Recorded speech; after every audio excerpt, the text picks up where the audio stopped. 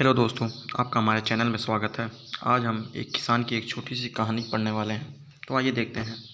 किसी गांव में एक किसान रहता था। इस संसार में वह बहुत ही गरीब था। उसके पास ज़मीन का एक छोटा सा टुकड़ा था जिस पर वह खेती करता था। उसका गुजारा अत्यंत कठिन तरीकों से होता था।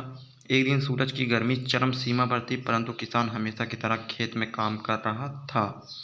आगे देखते हैं। पसीने से लथपथ किसान बुआई के लिए खेत जोत रहा था। इसी बीच खेत में खुदाई करते समय जमीन से एक बड़ा सा लकड़ी का बक्सा मिला। किसान ने सावधानी से बक्से को निकाला।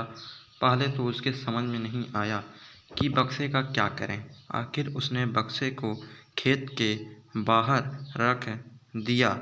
आगे देखते हैं। देखिए, उसे साफ करके जो रोटियां वह घर से लाया था वह बक्से में रख दी और अपने काम में जुट गया। दोपहर को जब वह खाने के लिए रोटियां निकलने के लिए बक्से के पास गया तो हैरान रह गया। उसमें रोटियां ही रोटियां भरी हुई थी।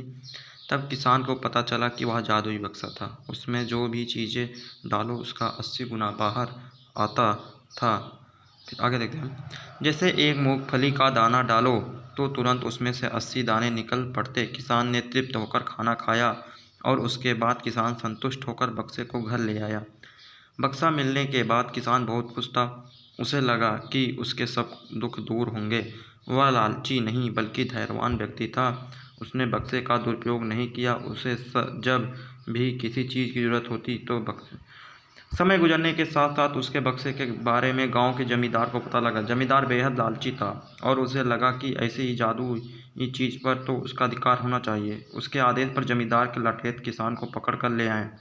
उसने किसान को धमकाकर कहा, बक्सा जिस भूमि से मिला है वह मेरी जमींदार में आती है, इसलिए बता उस बक्से पर किसका अधिकार बनता है।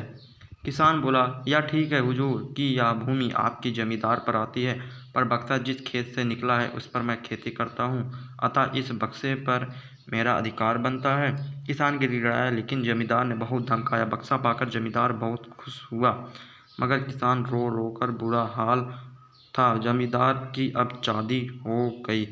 गाइस, अगर आप कुछ